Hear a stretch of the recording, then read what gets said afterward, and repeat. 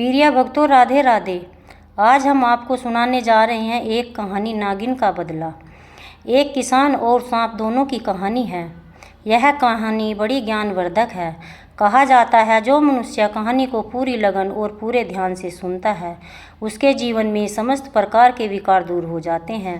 वह इंसान कभी भी गरीब नहीं रह सकता जो मनुष्य इस कहानी को ध्यान से सुनता है। सांप के बारे में तो आप सभी जानते होंगे। एक ऐसा जीव है जिसके पास मणि होती है। जिस सांप के पास मणि होती है वह सब कुछ करने में सक्षम होता है। कहानी शुरू करने से पहले जो लोग हमारे चैनल पर नए हैं तो हमारे चैनल को सब्सक्राइब करें, बेल आइकन का बटन दबाएं, जिससे आने वाले नोटिफिकेशन सबसे पहले आपको मिले और आप उनका फ़ायदा उठा सकें। तो शुरू करते हैं आज की एक प्यारी कहानी। प्राचीन काल समय की बात है। किसान रोज खेत में काम करने के लिए जाता था। वो किसान बैलों की जोड़ी लेकर अपने खेत में जोता करता था।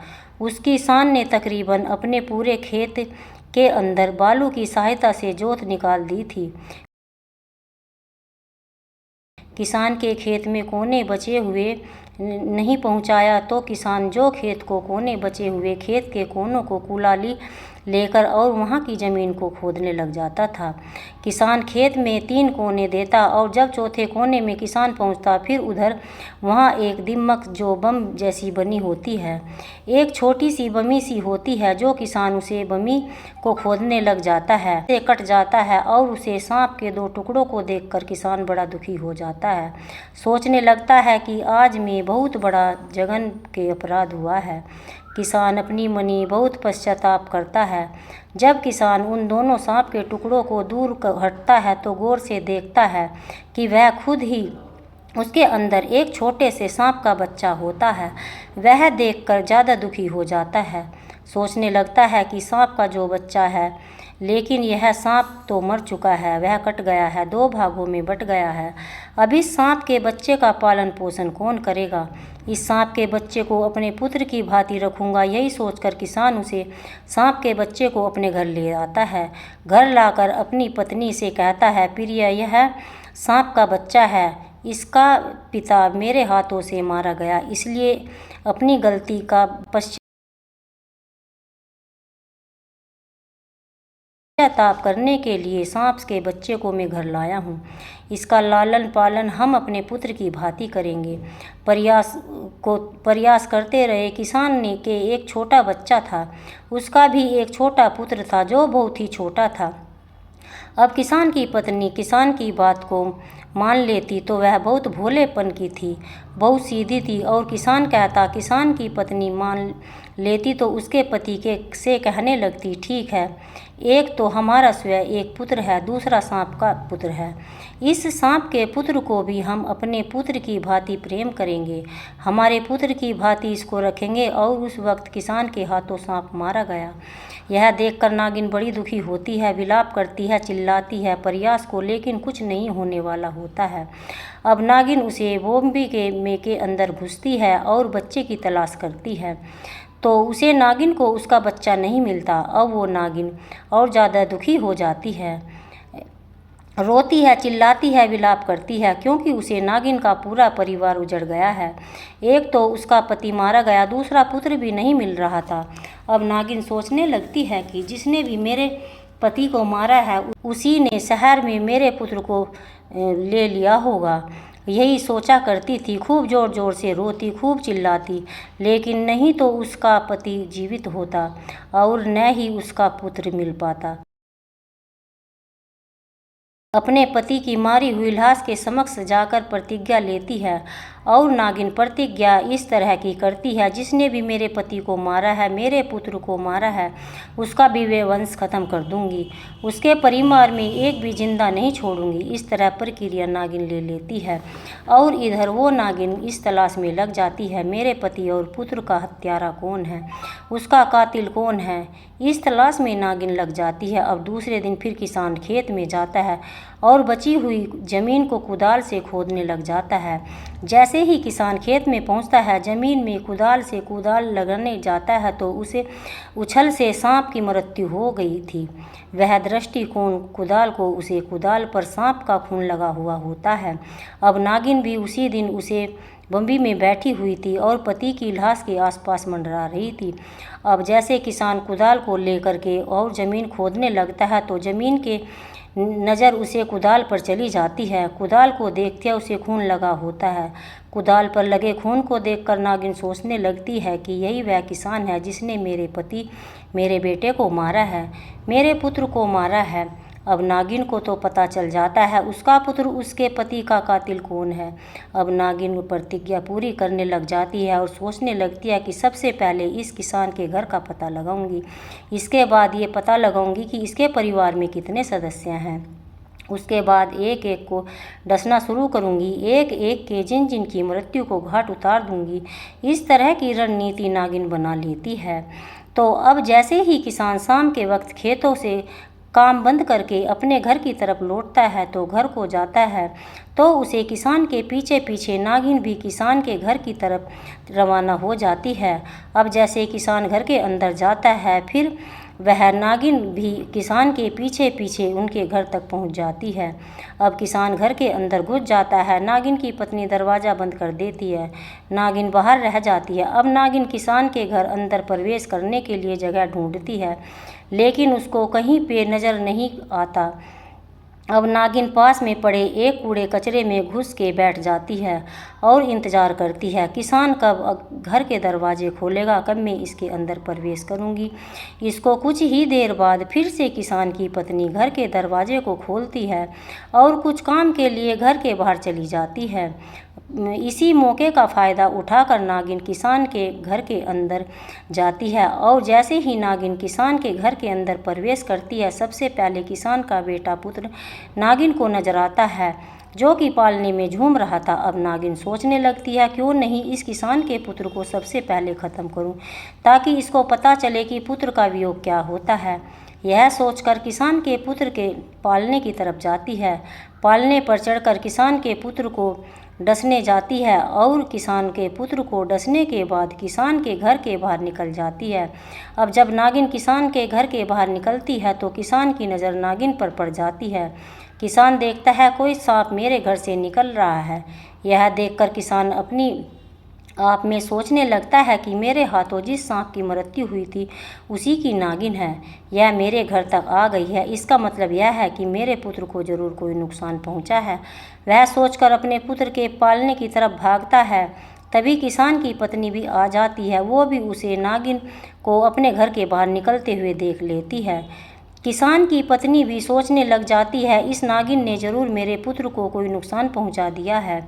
तो किसान की पत्नी जब अपने पुत्र को पालने की तरफ दौड़ती है तो दोनों पति पत्नी पुत्र के पालने की तरफ दौड़ते हैं और अपने पुत्र के पास जाकर देखते हैं पुत्र को नागिन ने डस रखा है। और दोनों पति पत्नी किसान चिल्लाते हैं, विलाप करते हैं, पुत्र को गोद में उठा लेते हैं, उधर भागने की कोशिश करते हैं। सोचने लगते हैं कि राज्य वेद और जिसका उपचार करवा दे, लेकिन अब रात्रि के समय कोई नज़र नहीं आता, नहीं मिलता। अब चिकित्सा व्यवस्था भी नहीं थी। कुछ समय वेद हुआ करते थे। कुछ ही देर किसान के पुत्र को जहर चढ़ जाता है। जैसे ही जहर चढ़ता है तो किसान पुत्र के मुख से झाग निकलने लगते हैं। आंखें नीली पड़ जाती, पूरा बदन नीला पड़ जाता। धीरे धीरे किसान के पुत्र के प्राण रूह उड़ जाते तो ख़त्म हो जाता। दोनों पति पत्नी खूब रोते चिल्लाते, लेकिन अब क्या होने वाला है। तो किसान अपने पुत्र को अंतिम संस्कार कर देता है और अपने दिल पे एक पत्थर मारकर विश्वास करता है, सोचने लगता है नागिन ने अपना बदला पूरा कर लिया। उसके पति के बदले मेरे पुत्र की जान ली, इसलिए नागिन का बदला पूरा हो चुका है। अब मैं नागिन के पुत्र को ही अपना पुत्र समझूंगा, उसी के सारे हम दोनों पति पत्नी हमारा जीवन व्यतीत करेंगे, क्योंकि नागिन का तो पुत्र हमारे पास है और हम पुत्र की भांति लालन पालन करेंगे। मोहब्बत करने लग जाते हैं, उसकी हर छोटी छोटी चीज़ों का ख्याल रखते हैं, हर ज़रूरत का ख्याल रखते हैं। नागिन के बच्चे की सेवा में लग जाते हैं, उसी को ही अपना पुत्र मान लेते हैं। इधर इसके कुछ समय निकलने के बाद नागिन फिर से किसान के घर आती है। अब की बार नागिन सोच में आती है कि इस बार मैं किसान को ख़त्म करूंगी जिसने मेरे पति की हत्या की, मेरे पुत्र की हत्या की है। आज उसी को डसने वाली हूँ। यह सोचकर किसान के घर में फिर से प्रवेश कर जाती है। जैसे नागिन किसान के घर प्रवेश करती है तो नागिन देखती है कि किसान की पत्नी एक सांप के छोटे से बच्चे को दूध पिला रही है। वह बड़े प्यार से पिला रहे हैं, पुत्र पुत्र कहकर नागिन के बच्चे को दूध पिला रहे हैं। यह देखकर नागिन बड़ी चकित रह गई। सोचने लगी कि किसान और किसान की पत्नी मेरे पुत्र को दूध पिला रहे हैं। नागिन अपने पुत्र को पहचान जाती है, सोचने लगती है कि मेरा ही पुत्र है। मेरे पुत्र को किसान और पत्नी दोनों एक पुत्र की भांति प्रेम कर रहे हैं। यह देखकर नागिन बड़ी चकित हो जाती है और अपनी माँ को गालियाँ देने लगती है। सोचने लगती है कि मैं इस घर में एक बदले की भावना से आई हूँ, तो मैं यही सोच रही थी कि किसान संपूर्ण परिवार को ख़त्म कर दूंगी, एक भी इंसान जीवित नहीं छोड़ूंगी। लेकिन किसान की पत्नी बड़ी दयालु है, बड़े धार्मिक पार्वती है और मेरी पुत्र को अपने पुत्र की तरह प्रेम कर रही है। इस नज़ारे को देखकर नागिन रोने लगती है, आंखों में आंसू बहाने लगती है और अपने किए पर पश्चाताप करती है। अब नागिन किसान के घर वापस निकल के चली जाती है और अपने पति के मृत्यु शरीर के पास जाकर पति से कहने लगती है कि मेरे भी बहुत बड़ा पाप किया है। हो सकता है किसान से आपकी मृत्यु किसी अनजानी में हुई हो, किसी हादसे का शिकार हुआ हो, लेकिन मैं जानबूझकर किसान के पुत्र की मौत को घाट उतारी आई हूँ। इस बात पर मुझे बड़ी चिंता हो रही है और किसान की पत्नी दोनों बड़े धार्मिक प्रवृत्ति हैं, जो हमारे पुत्र को अपने पुत्र की भांति पाल रहे हैं। अब 1-2 दिन के बाद फिर से नागिन किसान के घर जाती है। अब की बार सोच कर जाती है कि वास्तविकता में किसान और किसान की पत्नी मेरे पुत्र से प्रेम करते हैं या फिर वैसे ड्रामा कर रहे हैं। तो फिर इधर उसको देखती है और किसान की पत्नी को इस तरीके से बातें करते देखती है कि जैसे इनका ही ये कोई पुत्र है, वह ख़त्म हो गया है और हमारा पुत्र अब सिर्फ नागिन का बच्चा है, यही हमारा पुत्र है, इसी के सहारे हम जीवन व्यतीत करेंगे। एक बात को सुनकर नागिन बड़ी आश्चर्यित हो जाती है।